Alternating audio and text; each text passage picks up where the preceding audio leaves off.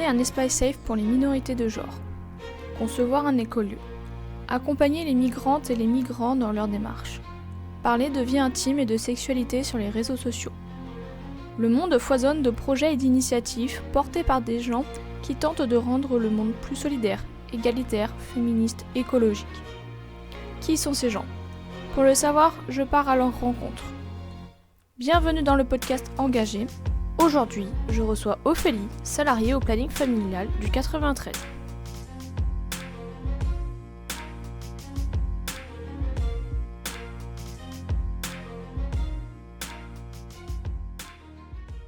Bonjour Ophélie, merci beaucoup d'avoir accepté mon invitation. Comment vas-tu ?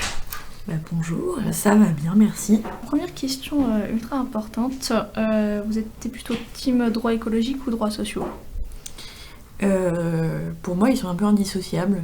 Du coup, je dirais les deux. Par exemple, je suis assez persuadée que prendre soin de l'environnement et de la nature, ça permet aussi de prendre soin des gens et notamment, j'ai un peu l'exemple en tête de les enfants, si on leur propose un menu végétarien par semaine, non seulement c'est bien pour la planète et c'est bien pour eux. Donc, pour moi, c'est un peu indissociable. Qu'est-ce que le militantisme pour toi ? Alors, pour moi, le militantisme, ça joue dans la vie pro et la vie perso. C'est un peu quelque chose de qui fait partie de moi déjà. Et quelle décision j'ai envie de prendre par rapport à mes valeurs militantes, comment je les mets en place. Moi, par exemple, du coup, je suis végétarienne depuis 2020. Et ça vient d'une réflexion, et pour moi déjà le végétarisme c'est du militantisme parce que c'est des choix de consommation. J'essaye de manger local et bio au maximum, et du coup voilà, des actions que je mets en place dans ma vie perso, pour moi c'est déjà militer. Et je suis aussi très féministe, donc j'ai commencé mon éveil féministe pendant mon école d'ingénieur, donc vers la vingtaine. Et j'ai la trentaine maintenant. et du coup, j'ai décidé de m'engager auprès d'une association féministe pour satisfaire justement mon besoin d'avoir un impact sur la société à travers mon travail. Donc le militantisme, pour résumer, pour toi, c'est des valeurs en fait qui doivent se retranscrire dans ta vie professionnelle et personnelle. Oui, mais c'est aussi politique. Dans quel sens ? Dans le sens où je considère que justement faire des choix dans sa vie pro et perso, pour moi par exemple être végétarienne c'est politique parce que je privilégie des circuits courts, j'ai pas envie qu'il y ait des élevages intensifs, même que ce soit de la pêche industrielle, parce que clairement on en parle peu, on en parle beaucoup plus en ce moment, mais en fait c'est limite plus catastrophique que les élevages intensifs de bétail et autres, quoi. Parce que ça détruit les fonds marins, etc. Je digresse un peu, mais le militantisme pour moi est politique et en fait c'est un peu appliquer des choses dans sa vie et essayer de faire au mieux pour c'est des valeurs que je m'applique pour essayer d'avoir un monde un peu meilleur. Et quelles sont ces valeurs ? Le féminisme, donc l'égalité entre les hommes et les femmes, à tout niveau. Et l'écologie est très importante aussi pour moi. Et ça va être... Moi, c'est surtout ces deux côtés-là, le militantisme. Après... En fait, il y a plein aussi... mon féminisme, il est hyper intersectionnel, donc forcément, il y a l'antiracisme, les droits des minorités, que ce soit les personnes LGBT, les personnes trans, voilà. Tu as travaillé au ministère de l'écologie. Pourquoi avoir choisi la transition écologique comme premier axe de ton militantisme ? Alors du coup, moi, à la base, mon parcours étudiant et de vie professionnelle. Je suis ingénieure en agroalimentaire et du coup après ça j'ai voulu me diriger vers la répression des fraudes parce que du coup dans mon idée j'allais aller voir des entreprises agroalimentaires, voir si elles appliquaient bien la réglementation et pouvoir les sanctionner si c'était pas le cas. Et du coup j'ai passé le concours pour être inspectrice de la répression des fraudes, je l'ai réussi en 2017. Et j'ai fait une formation d'1 an. Et j'ai été du coup affectée à Paris. Et j'ai pas été affectée sur le thème de l'alimentaire. J'ai été affectée sur toute autre chose. Et du coup ça me parlait un peu moins. Et je me suis dit, ben là je me retrouve pas dans ce travail. Donc je vais essayer de rester dans l'inspection parce que malgré tout c'est ce que je connaissais. Et je me suis dit, ben ouais j'ai des valeurs écologiques. Et pour moi, ça ferait sens d'aller vers ce type de travail. Du coup, j'ai trouvé un travail d'inspectrice des installations classées pour la protection de l'environnement. Et du coup, dans ce travail-là, l'idée c'était d'aller voir des activités qui pouvaient avoir des impacts sur l'environnement. Donc ça peut aller de la station-service du coin aux grands pétroliers. Donc vraiment, on touche un peu à tout. Et de voir s'ils appliquent la réglementation. En 2024, tu as effectué une reconversion professionnelle et désormais tu travailles pour le planning familial 93. Alors, qu'est-ce que le planning familial ? C'est le mouvement français pour le planning familial. Et donc moi, mon asso, elle est rattachée à cette grande asso. Et donc en fait, il y a une association départementale par département, donc du MFPF. Et moi, je travaille à Saint-Denis. Et on est une association féministe et militante qui a été créée du coup pour lutter pour l'accès à la contraception et à l'IVG, à l'avortement. Parce qu'à l'époque c'était illégal et les femmes mouraient. Donc à l'époque les personnes du planning familial se battaient pour ça et heureusement elles ont gagné. Pourquoi avoir choisi cette relation Oui, j'avais plus assez de sens dans ce que je faisais et du coup j'aimais quand même bien mon travail, je vais pas le nier, ça avait quand même du sens, mais plus assez. Et puis j'avais vraiment envie d'avoir un impact direct, de travailler avec des gens, parce que bon, on va pas se mentir qu'être inspectrice, ça reste quand même une posture compliquée. On n'est pas le gentil de service. Bien sûr, on peut faire les choses respectueusement, mais bon, on n'est pas attendu en général quand on va faire des contrôles. Et moi, ça me plaisait plus trop, donc je me suis dit, j'ai envie d'aider les gens en fait. Parce qu'il y avait quand même aussi un peu côté pédagogie en tant qu'inspectrice que je faisais, que j'aimais bien. Et je me suis dit, allez, il y a mon côté féministe aussi qui a un peu envie de se réveiller. Ouais, c'est ça.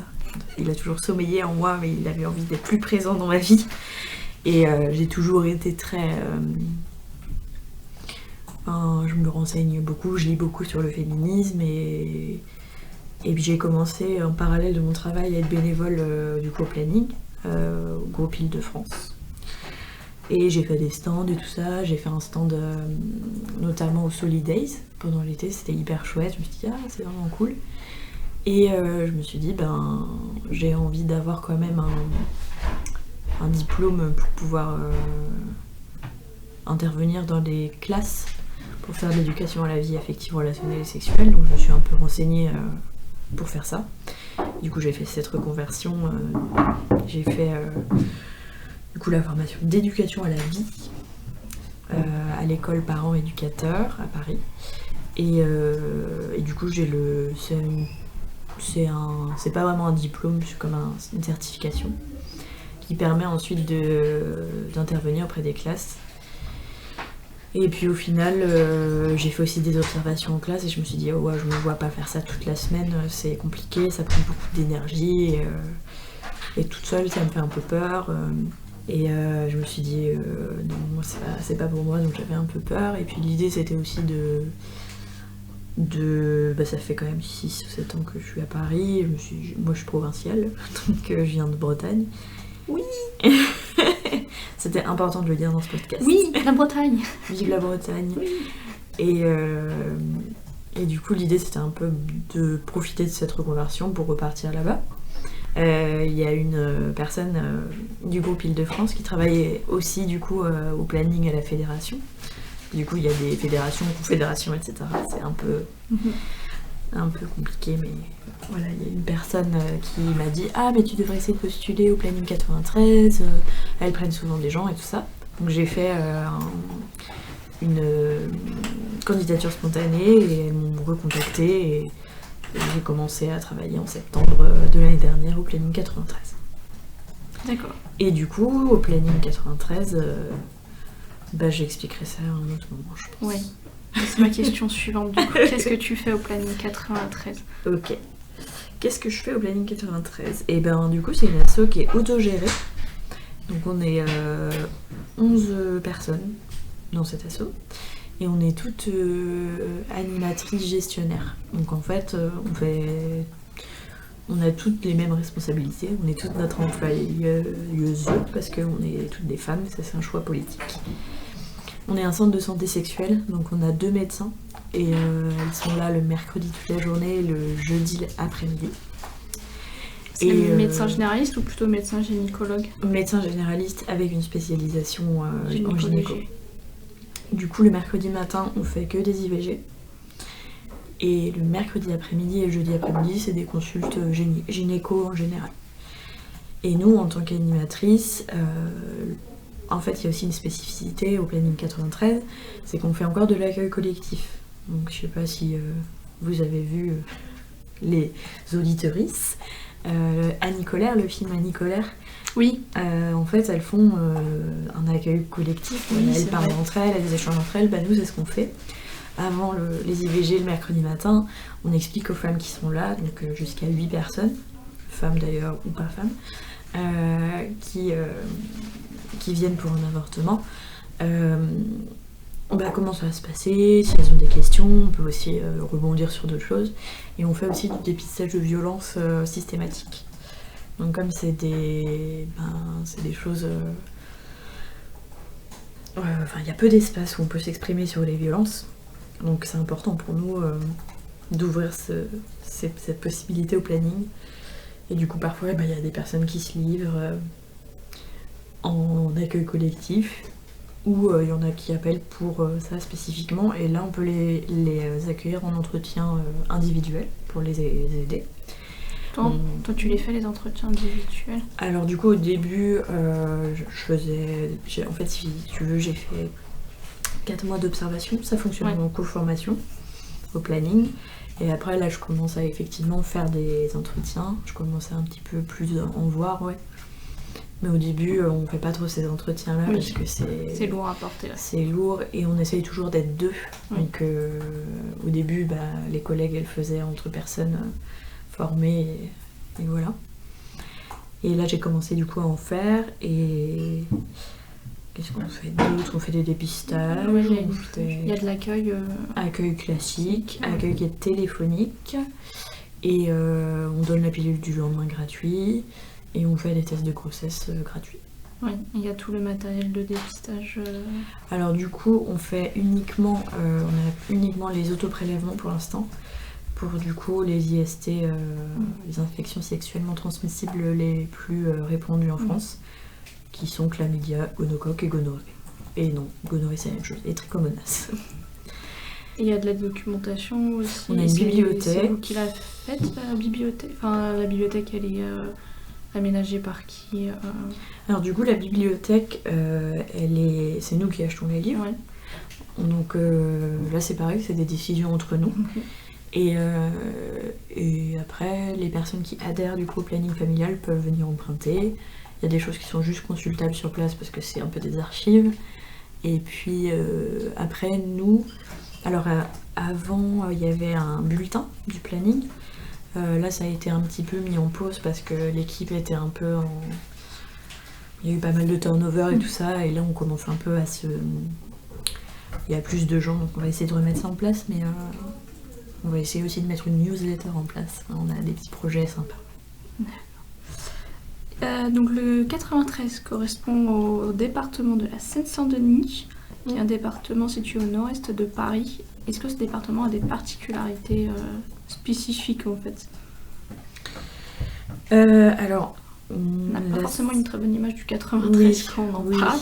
C'est vrai que quand je dis à mes proches, ou même quand je dis à des gens qui me posent questions sur mon travail, c'est « Ah là là, tu dois faire du travail, pas plus qu'ailleurs. Hein. » Sur ce sujet-là, oui.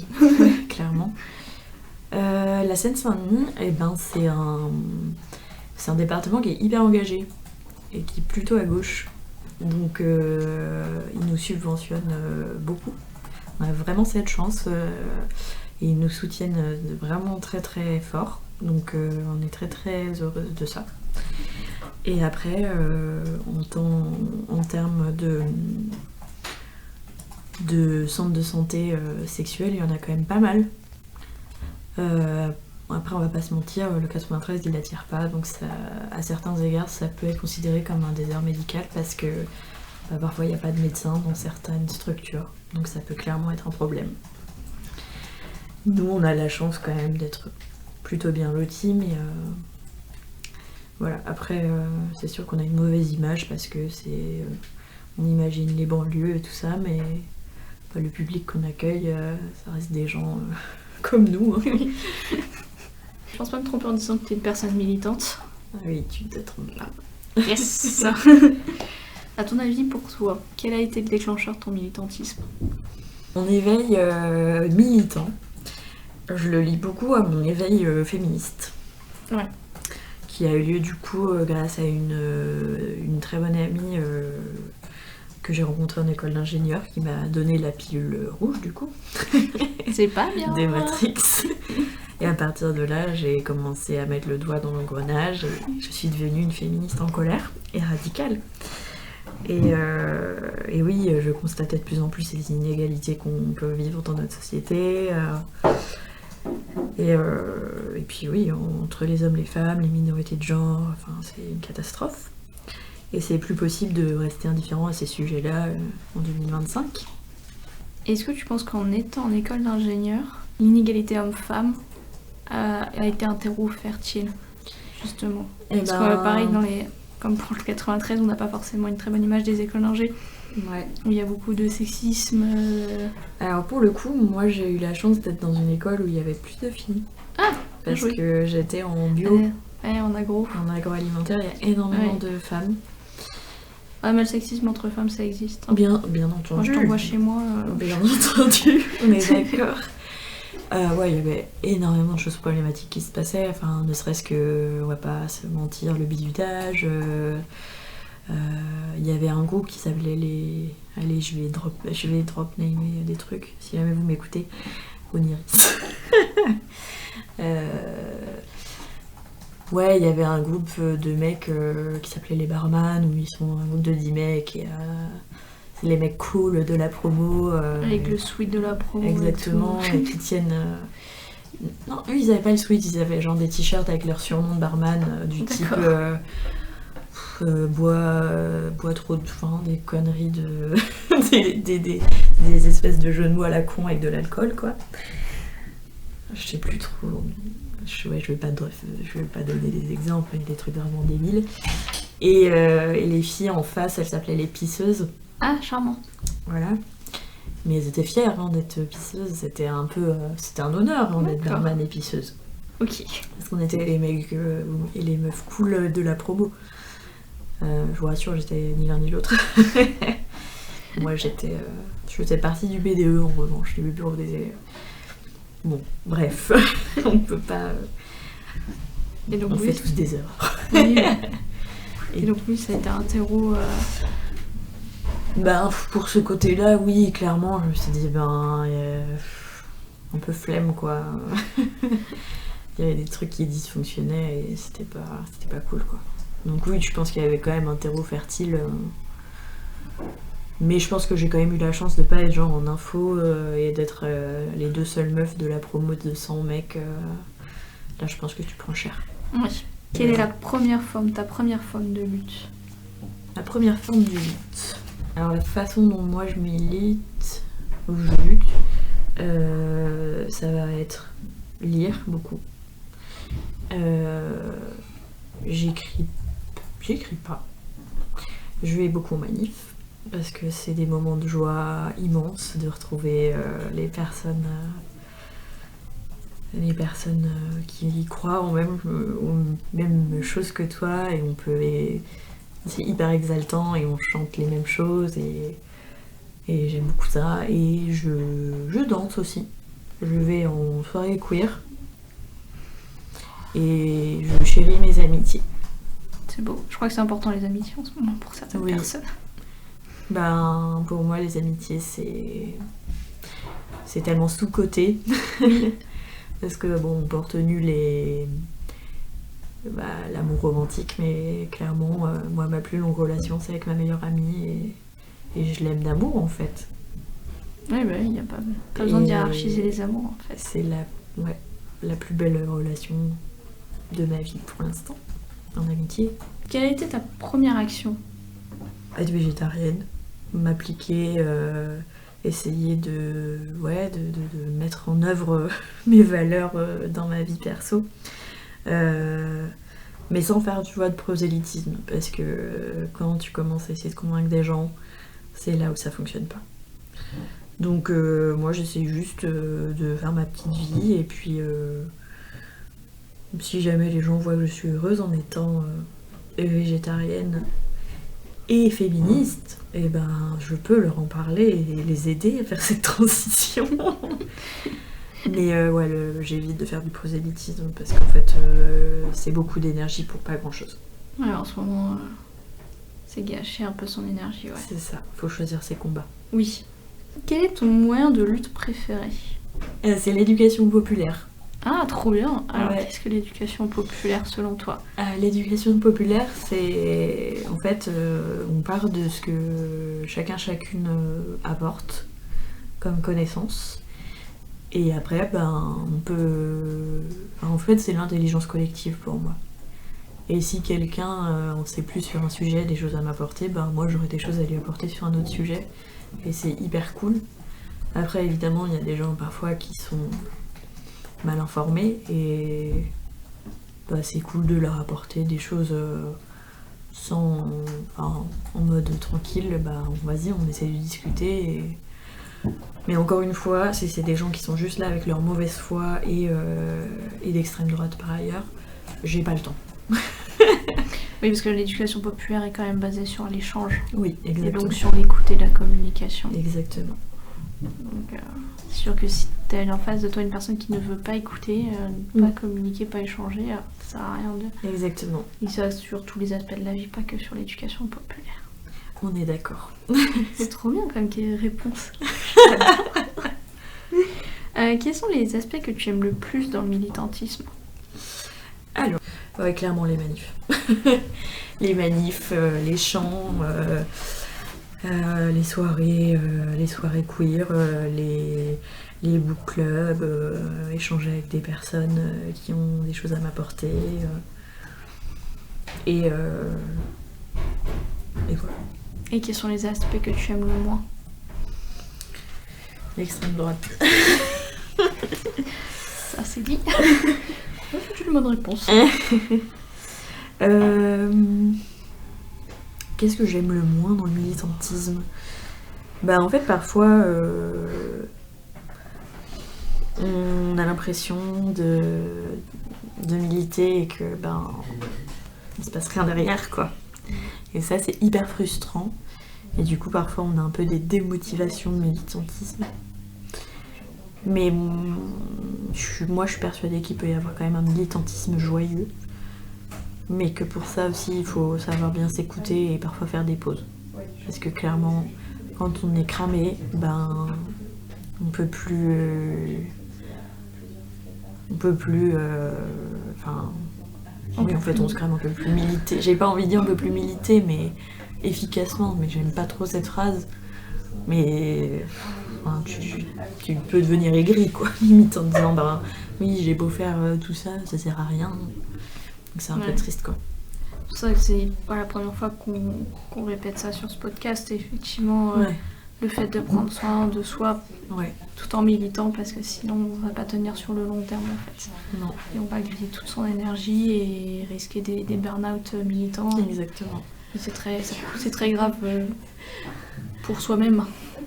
Oui, ouais. Oui, je milite pour prendre soin de soi dans le militantisme. Un militantisme à soi.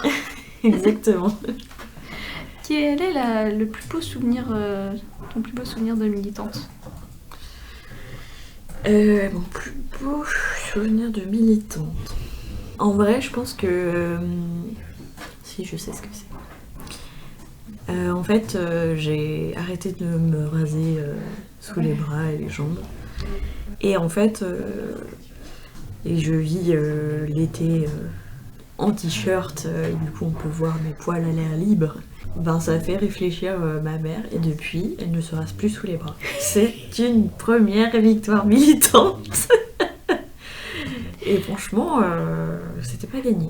J'adore. Et comme dirait Louisa Donna, la vie est trop courte pour s'épiler la chatte. Quel est ton pire souvenir de lutte? Mon pire souvenir de lutte, en vrai j'ai été quand même plutôt active lors des législatives après la dissolution de l'Assemblée nationale. Ah oui, donc celle de 2024. Tout à fait. J'ai beaucoup suivi et j'ai été... j'ai été tellement heureuse quand au final la gauche a quand même gagné le second tour et que Barnier a été élu Premier ministre. Il n'a pas été élu. Ah oui, pardon. Il a été choisi. Oui, voilà. Il a été mis Premier ministre. Voilà. Ça, pour moi, c'est la pire chose qui ait pu arriver. Ouais, comme pour beaucoup de gens, je crois. Oui. Quel sentiment tu t'animes quand tu luttes? Souvent la colère. Est-ce que cette colère se transforme en étincelle? Oui, surtout en manif. En vrai, parfois, il y a aussi un peu il y a de la joie, quand même. Il y a de la joie militante. Mais pour moi, la colère aussi, elle est là, elle est importante, parce que c'est un moteur. Et voilà. Mais parfois aussi, il y a de la tristesse. Il faut toutes les émotions dans un monde. Exactement. Moi, je suis pour que toutes les émotions soient là et fassent des feux d'artifice militants. Est-ce que tu penses que l'environnement dans lequel tu as grandi a favorisé ton militantisme? Dans quel milieu tu grandis? D'où tu viens? De Bretagne? De Bretagne. Alors, non, ouais, je suis très attachée à la Bretagne. Comme beaucoup de Bretons, je crois. Oui, en même temps, oui, voilà. c'est un peu la plus belle région du monde. Voilà, c'est la Bretagne. Faut dire ce qu'il est. Ouais. Je suis née à Vannes d'un papa cheminot. Ah oui. Et d'une maman qui était mère au foyer. Du coup, j'ai 2 grands frères. Un de 6 ans de plus que moi et un de 3 ans de plus que moi. Et je dirais pas que mes parents étaient militants. Bon, après cheminot, ça reste quand même assez marqué à gauche. Et mon papa, il a commencé à travailler à 17 ans. Enfin, Oui. et ma mère me disait que ma première manif, je l'ai faite à 2 ans dans une poussette parce que elle me promenait et elle est tombée dans une manif et j'étais dans la poussette en train de pioncer et elle est restée dans le cortège avec moi. Et c'était au moment des retraites en 95, je crois. Voilà, je dis un peu de... Mais je dirais pas que mes parents étaient militants, on parlait pas trop de politique. Quel enfant t'étais? Quel enfant j'étais? J'étais une enfant studieuse. Ah, c'est bien. De la maternelle au bac? Ouais. Ah Moi, ouais. j'ai toujours été une première de classe. Très studieuse. Et j'avais quelques amis, mais j'étais pas une cool kid, quoi. J'avais mes copines que je voyais le week-end. On se faisait nos délires ensemble. C'était quoi ces délires? Quand on était en primaire, parce que du coup, oui, je suis née à Vannes, mais après j'ai déménagé à Nantes. Du coup, en primaire, c'était les Barbies, les poupons, mais la maîtresse. Après, pendant la cour de récré, on jouait à Charmed, on imitait les sorcières Halliwell, on avait de l'élastique, de la corde à sauter. Puis après, il y a eu les Sims, après, il y a eu les soirées pyjama avec les copines. faire du shopping à Nantes quand on était un peu plus âgés. Voilà. Et du coup, hormis une enfance studieuse... Ouais, oui. Moi j'adorais l'école, j'étais faite pour ça. Un pur produit de l'éducation nationale. Et ça me dégoûte aujourd'hui de me dire Ophélie, t'es quand même passée à côté de blocus. Pourquoi ça te dégoûte? Parce qu'en attendant, ça t'a permis quand même des choses à l'école. Oui, bien sûr. Bien sûr, mais quand je vois... En fait, j'aurais tellement aimé avoir des cours d'estime de soi et d'empathie plutôt que des maths à la con. Que maintenant, je savais faire des... Enfin non, j'étais un peu nulle en maths en vrai, mais je savais à peu près faire des intégrales en terminale. Mais aujourd'hui, je sais même pas prendre soin de moi parfois, tu vois. Enfin, oui. C'est un peu nul. Oui, c'est tout le En paradoxe. vrai, j'aurais préféré avoir une intelligence émotionnelle de ouf. Bon, je considère que j'ai quand même une intelligence émotionnelle ok. On en a une, oui, maintenant ça peut la gérer. Mais quoi. j'aurais préféré avoir des compétences psychosociales en fait. Ouais. De savoir reconnaître mes émotions, voilà. Et là, on rentre dans un débat de Oui. finalement qu'est-ce que l'éducation nationale. Exactement. Parce que ça, moi aussi, je suis pour qu'on milite sur l'intelligence émotionnelle, mais finalement, est-ce que ça ne devrait pas se faire dans la famille plutôt qu'à l'école? Bah, tu vois, c'est un peu plus. Je le mets vachement en parallèle avec l'éducation à la vie affective, relationnelle et sexuelle. Parce que, du coup, qui s'appelle EVARS, ça va être plus simple pour en parler après. Les VARS, en fait, il y a pas mal cet argument de oui, mais en fait, ça devrait se faire dans la famille. Mais en fait, les violences intrafamiliales, c'est hyper commun. Oui, mais c'est ça. Et quand on peut pas en parler dans la famille, ça se fait à l'école. Et pour moi, en fait, ça pourrait être le rôle de l'école de nous parler de compétences psychosociales. Parce que, en fait, de nos jours, désolée, mais mes parents, je pense qu'ils savent même pas ce que c'est des compétences psychosociales. Oui, pareil, oui. Et moi, je l'ai appris parce que j'ai fait une formation, mais t'as des gens qui sont hyper doués et qui savent faire ça avec les enfants, et merci, et c'est super pour eux, mais t'as des enfants qui sont perdus. Qui sont perdus. Ils sont majoritairement perdus. Et du coup, moi, je pense que ça ferait carrément sens que l'école s'empare de ce sujet. Et c'est le cas, hein. Je pense aussi. C'est le cas, mais il faudrait vraiment... Voilà. Oui, il faut y aller. Il faudrait que collectivement, on prenne conscience que l'éducation nationale est un lieu de socialisation, en fait. Carrément. Et qu'on peut pas juste effectivement faire du français et des maths. Il y a d'autres compétences et connaissances à avoir, comme tu disais, sur les émotions, l'estime de soi, la confiance en soi. Et justement, parfois pour pallier aux problèmes familiaux qui existent. Et même, il y a des choses qui devraient pouvoir s'apprendre à l'école, quoi. Ça nous servirait beaucoup plus que savoir faire... je vais encore parler du théorème de Pythagore ou de Thalès, mais merci, ça me sert plus à rien aujourd'hui. Oui, j'ai les mêmes exemples. Mais des fois, il y a des trucs qui me reviennent, je suis là, je m'en suis jamais servi dans ma life, quoi. C'est ça, ouais. Ça va pas me servir à faire à cuisiner, les gars. Oui, et en fait, après, j'en reviens à le travail du care. Oui. C'est du travail que les femmes font gratuitement, parce que soi-disant, on est faites pour ça, mais en fait, apprenez-nous à prendre soin les uns des autres à l'école. Et payez-nous correctement. Oui, et ça pourrait aussi résoudre pas mal de problèmes et désengorgerait les services médicaux, en fait. Tout simplement, quoi. On dit à Nantes, de parents bretons, non, tu grandis pas à Nantes, je vais rectifier, tu grandis à Sainte-Luce, c'est pas Nantes. C'est pas Nantes. Je grandis à Sainte-Luce, à proximité de Nantes. Tout à fait. Genre c'est à 10 minutes en bagnole. En bas de chez moi, il y avait juste le panneau Nantes, mais ok. Voilà, c'est ça. Oui, vraiment, Nantes, c'est pas en bas de chez moi. Les gens, tu montais une rue et tu descendais une rue, c'était Nantes. C'était, allez, 2 minutes de vélo. Alors Nantes, c'est quand même une ville de gauche qui résiste. Est-ce que bon Elle est toujours à gauche. Ouais. Ah ouais, parce que la présidente de région... Oui, c'est la présidente de région. Exact, c'est celle-là. Tu as raison. Pas la Loire-Atlantique, s'il vous plaît. Nous devrions être en Bretagne alors qu'il est. Et justement, est-ce qu'avoir grandi avec Nantes, ça a apporté au militantisme? Bah écoute, moi je vais pas te mentir, je pense que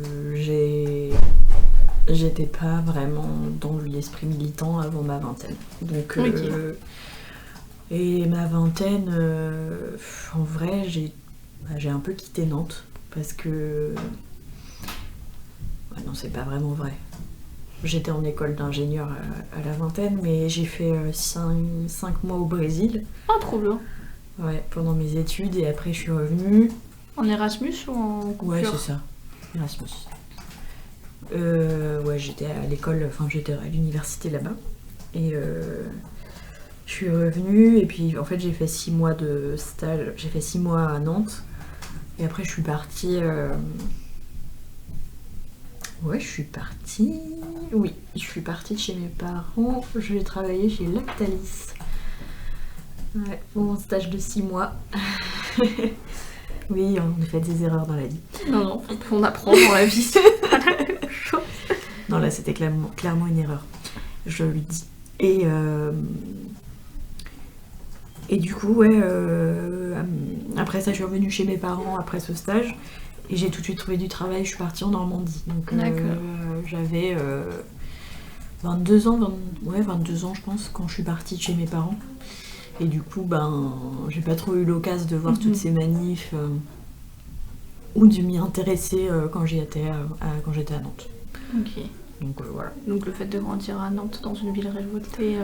Bah non, désolé les Nantais, mais... Non. Et ce voyage au Brésil, alors 5 mois au Brésil, t'étais à l'université, t'étais où au Brésil? J'étais à Florianopolis. Je suis partie avec mon meilleur pote.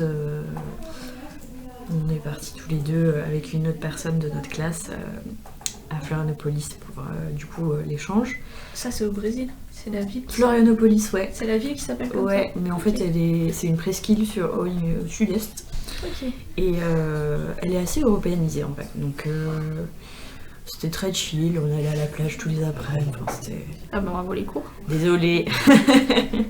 Mais on a quand même validé nos semestres, hein, donc... Mais c'était hyper chouette. Et ça m'a permis aussi de pas mal m'autonomiser, parce que j'étais jamais partie de chez mes parents au final. J'étais encore un peu bébé, je pense. Et ça a été vraiment un chouette moment pour moi pour m'épanouir et sortir du nid. Voilà. Ok. Et est-ce que la rencontre du coup avec des étudiants et étudiantes internationaux, j'imagine, ça t'a permis du coup une ouverture sur le monde, et est-ce que ça t'a permis de réfléchir un peu sur le militantisme? Bah, à cette époque-là, pas trop. Ouais. J'étais pas encore vraiment sur ces sujets-là. Je commençais vraiment à peine à m'intéresser, à vrai dire. Puis j'étais plus intéressée par les soirées à l'époque. On va pas se mentir. Quel genre d'amis t'avais? Studieuse comme toi? Mes amis, en primaire, c'était... pas forcément studieuses. Bon, c'était des personnes que je considère comme plutôt discrètes, mais très drôles. Franchement, on se marrait bien.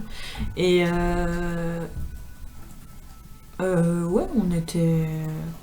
Enfin, du coup, je pense que j'avais quand même vraiment une meilleure amie à l'époque en primaire. Et quelques copines à côté, mais... Oui, je fais des hiérarchies apparemment. Amicaux. J'ai fait la même chose. Mais ouais, non, c'était des gens plutôt discrets. Enfin, c'était pas les cool kids en vrai. Moi, j'ai jamais été une cool kid, comme je disais. Et peut-être pendant ma formation à l'école, j'étais un peu... Enfin, à l'école. Pour devenir fonctionnaire, j'étais un peu une cool kid, mais ça sortait un peu de nulle part. C'était drôle. Mais mes amis, je pense que après... Bon, au collège, c'était un peu nul parce que le collège, c'est nul. Oui, le collège, c'est nul. On va pas se mentir, c'était des gens... J'ai eu des amitiés un peu nulles. Mais j'ai quand même gardé mon ami qui est ma meilleure amie de primaire pendant cette époque-là. Donc on n'était pas forcément dans les mêmes classes, mais on se voyait le week-end et tout, donc c'était chouette. Et sinon, non, c'était des gens après au lycée, c'était aussi un peu nul quelquefois. Ouais, c'était pas si ouf que ça, surtout en terminale, c'était pas ouf. J'ai eu des amitiés un peu toxiques, mais bon, qui n'en a pas eu? Je me sens moins seule tout d'un coup.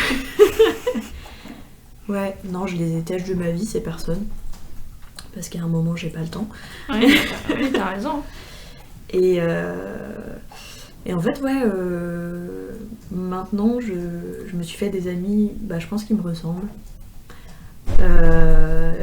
Militante. J'ai quand même des amis qui sont pas forcément militants et militantes, mais qui partagent mes valeurs. Oui, déconstruites. Déconstruite, ouais. Et les personnes autour de moi qui ne le sont pas, c'est parce que genre je fais du théâtre d'impro et dans la troupe on est 15, et bah il y en a pour qui ça parle pas forcément l'écologie ou le féminisme. Mais ouais, mes amis me ressemblent. Et en vrai, est-ce que j'ai encore des amis? Non, en vrai, mes amis me ressemblent. Et s'ils militent pas, ils ont quand même des valeurs en commun avec moi. Que vous partagez ensemble. Ouais. Genre, tu vois, je dirais que ma meilleure amie qui est dentiste, elle est pas forcément militante en soi. Elle pose pas des petits trucs sympathiques sur les dents là pour les manifs, genre je te colore les dents en violet. Faut lui demander. Mais en vrai, si, elle milite parce que tu vois, elle essaye de faire du zéro déchet au max. C'est elle qui m'en a parlé au début. Elle est hyper bienveillante. Je pense pas qu'elle se. On en a jamais parlé d'ailleurs. Je pense pas qu'elle se qualifierait de féministe. Mais en vrai, elle a les valeurs féministes, tu vois. Donc, Après, il y a différentes. Aujourd'hui, de mon point de vue, il y a différentes formes de militantisme. Hein. Carrément. Ça peut être très bien aller aux manifs comme arrêter de manger devant ses écrans. Donc, Ouais. Mais c'est ce que je disais au début en fait aussi, c'est arrêter de manger de la viande. Oui. Des petits gestes comme Oui, ça, ça c'est reste vraiment du ça reste du militantisme. Ou prendre les transports en commun. C'est clair que tout le monde n'est pas Victoire Tuaillon, Salomé Saké ou Camille Etienne, quoi. Qui sont de grandes activistes que j'adore par ailleurs, mais ouais, moi je me parce qu'en sentirais pas quoi dire ça. Oui, parce que c'est ça en fait le militantisme. Je pense que beaucoup de gens oublient, c'est avant de ce que je disais tout à l'heure, c'est de trouver son militantisme à soi et de faire en fonction de ses besoins, de ses limites et de ses envies. Quoi. Donc c'est vraiment des amis qui te ressemblent. C'est important pour toi, ouais. C'est marrant, j'ai déjà eu cette conversation avec une personne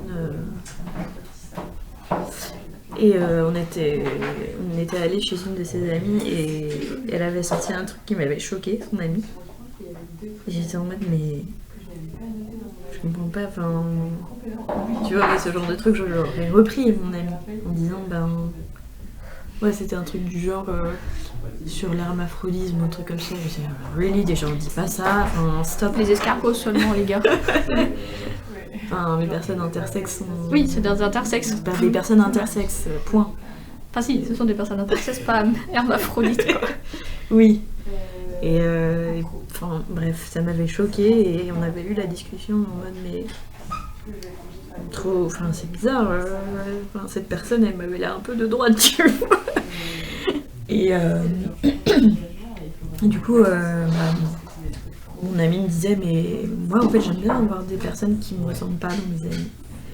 Et moi je m'étais dit en fait moi non j'ai pas envie.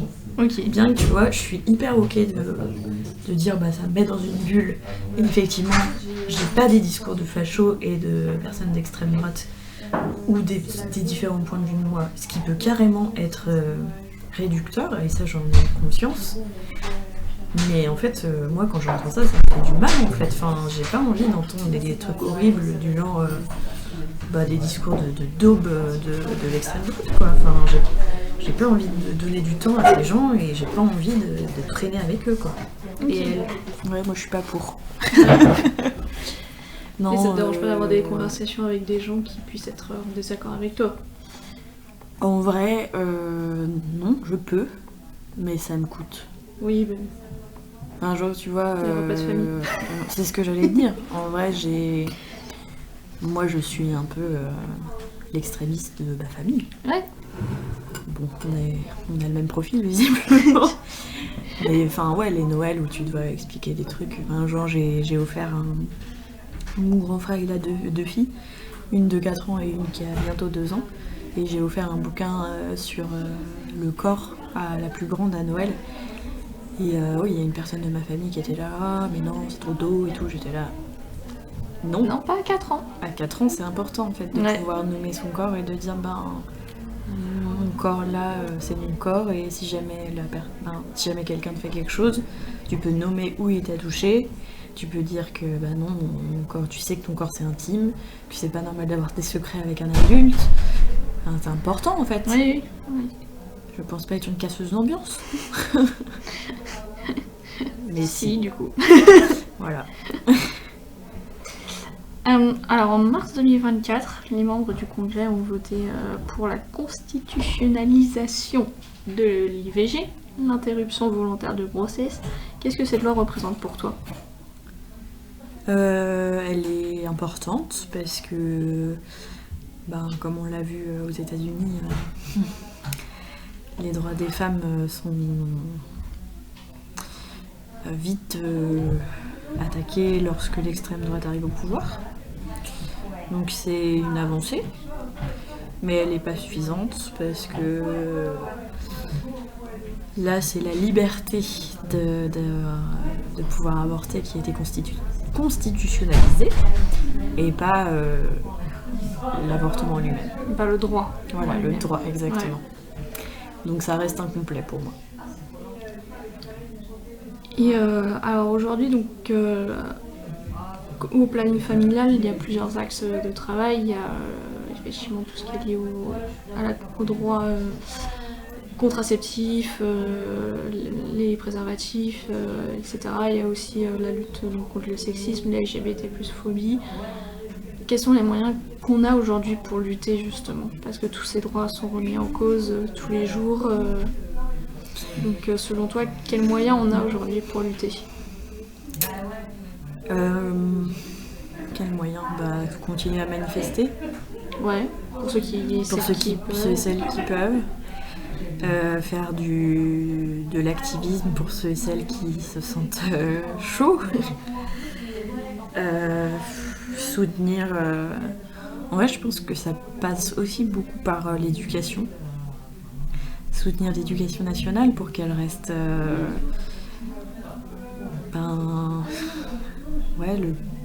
la plus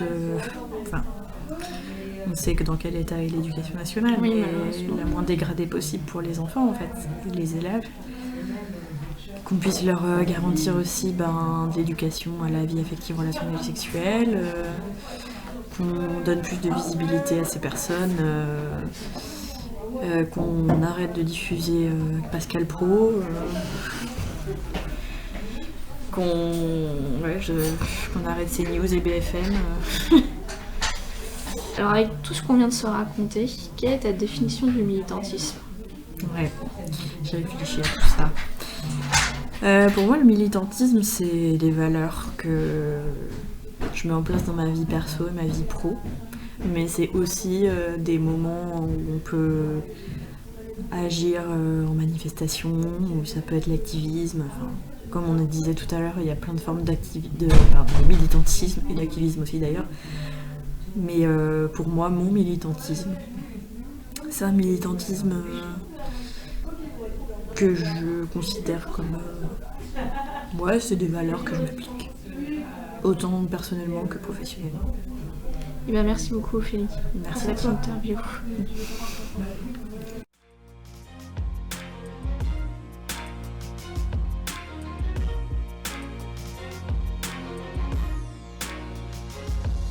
Pour moi, le militantisme, c'est des valeurs que je mets en place dans ma vie perso et ma vie pro. Ce sont sur ces mots d'Ophélie que se termine cet épisode du podcast Engagé. À très vite pour une nouvelle rencontre.